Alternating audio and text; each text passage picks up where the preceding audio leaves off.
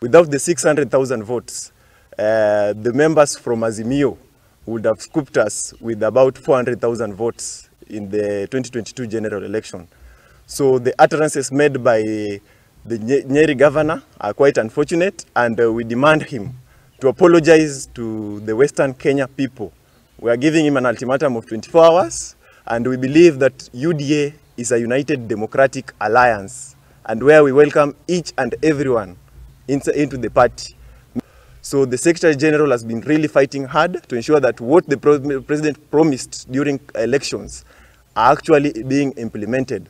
We as youth from Western region, we are not happy with that statement, and we want to call him to withdraw it immediately, because UDA party, it's not a community party, it's not a party from one region, it's a national party, and all regions are included in the party. So I want to call upon those people who are going against our rules in the party to apologize to our fellow youth, because Cleophas Malala, he has mentored so many youth in this country. An attack to our Secretary General is equivalent to an attack of the entire youth of Kenya.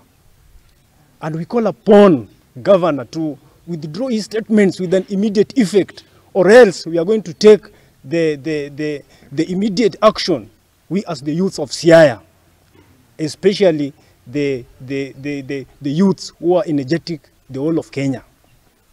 In fact, if it were not for the Secretary General, the Azimio could have beat us hands down from this region. So, number one, I want to tell na tunamheshimu sana governor, tunamheshimu sana, heshimu Secretary General.